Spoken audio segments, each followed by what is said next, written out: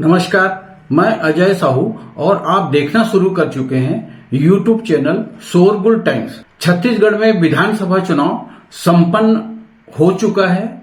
इसके साथ ही हार जीत को लेकर अटकलबाजी का दौर जारी है। पिछले चुनाव में कांग्रेस ने जिले के 5 सीटों पर कब्जा किया था और एकमात्र वैशाली नगर में भाजपा ने जीत हासिल की थी। उस चुनाव में पूरे प्रदेश में सरकार विरोधी लहर चली थी, जिसके कारण भाजपा का सुपड़ा साफ हो गया था।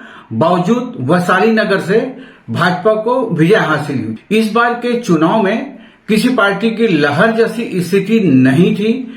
चुनाव के कुछ दिन पहले तक कांग्रेस के वापस सत्ता में आने की चर्चा आम थी, लेकिन जैसे जैसे चुनाव की तारीख निकट आते गई, भाजपा टक्कर की स्थिति में आ खड़ी हुई। साथ ही चुनावी माहौल में भाजपा प्रत्याशियों की मजबूत उम्मीदवारी भी नजर आने लगी। दरअसल इस बार के चुनाव में भाजपा का चुनावी कमान केंद्रीय नेताओं ने संभाल रखा था। प्रधानमंत्री नरेंद्र मोदी का सीधा हस्तक्षेप और मोदी की गारंटी की कोई काट कांग्रेस के पास नहीं होने से चुनावी माहौल में एकाएक परिवर्तन देखने को मिला है। कमोबेश एक जैसी स्थिति जिले के हर विधानसभा क्षेत्र में बनी है। शोरगुल टाइम्स ने चुनाव के बाद जिले के 2 विधानसभा क्षेत्र पाटन और दुर्ग ग्रामीण के संभावित चुनाव परिणाम से अपने दर्शकों को रूबरू करवाया है।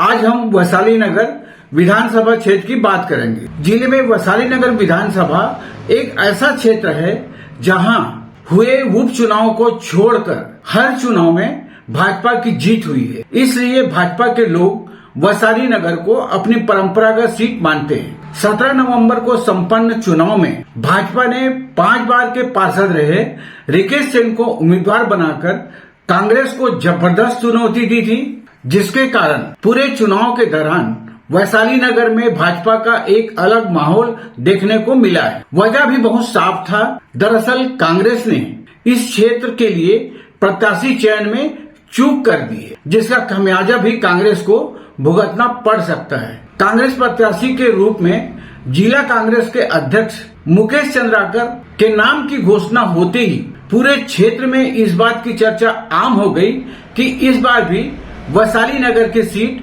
भाजपा की झोली में गई। दरअसल मुकेश चंद्राकर एक लंबे समय से कांग्रेस की सक्रिय राजनीति में है, लेकिन वैशाली नगर के आम मतदाताओं से उनका कोई कभी रिश्ता नहीं रहा है। इस क्षेत्र में उनकी सक्रियता संगठन की बैठक तक सीमित रही है, जिसके कारण क्षेत्र के मतदाताओं के लिए उनका नाम अपरिचित जैसा ही था। चुनाव के दौरान मतदाताओं को अपने पक्ष में करने तमाम कोशिश की गई, बावजूद भाजपा प्रत्याशी के मुकाबले कांग्रेस प्रत्याशी चंद्राकर कमजोर साबित ही हुए हैं। चुनाव में इसका सीधा नुकसान कांग्रेस को हो सकता है।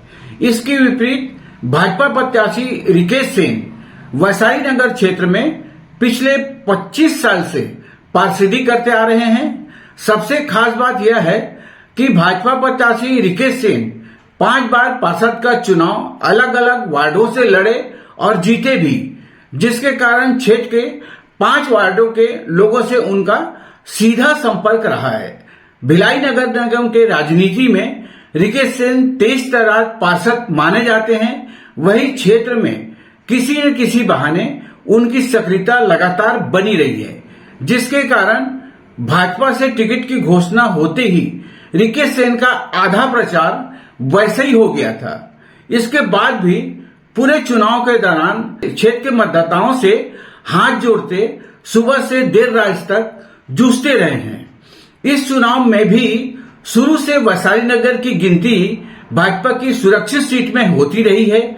हालांकि कांग्रेस प्रत्याशी मुकेश चंद्राकर ने भी चुनाव प्रचार के दौरान हाथ जोड़ने में कोई कमी नहीं की, लेकिन मतदाताओं का इसका कोई खास असर नहीं नजर आया। वैशाली नगर क्षेत्र में इस बार चुनाव के लिए 2,50,927 मतदाताओं को अपने मताधिकार का प्रयोग करना था, लेकिन 1,64,896 मतदाताओं ने अपने मताधिकार का प्रयोग किया, जिसके कारण 65.71% वोटिंग का रिकॉर्ड दर्ज किया गया। पिछले चुनाव में भी वोटिंग का प्रतिशत करीब करीब इतना ही रहा है। जिले के अन्य विधानसभा क्षेत्र के मुकाबले वैशाली नगर में सबसे कम वोटिंग हुई है। चुनाव के बाद जिले में वैशाली नगर ही एक ऐसा क्षेत्र है जहां हार जीत को लेकर कोई गुना भाग जैसी स्थिति नहीं है। शोरगुल टाइम्स ने वैशाली नगर के प्राय हर वर्ग के लोगों को टटोलने की कोशिश की है, जिससे जो निष्कर्ष निकला वह यह कि इस बार भी वैशाली नगर की सीट भाजपा की झोली में जा सकती है। शोरगुल टाइम्स की इस रिपोर्ट को आप भी देखें और वीडियो को लाइक करते हुए इस चैनल को सब्सक्राइब करना ना भूलें। नमस्कार, धन्यवाद।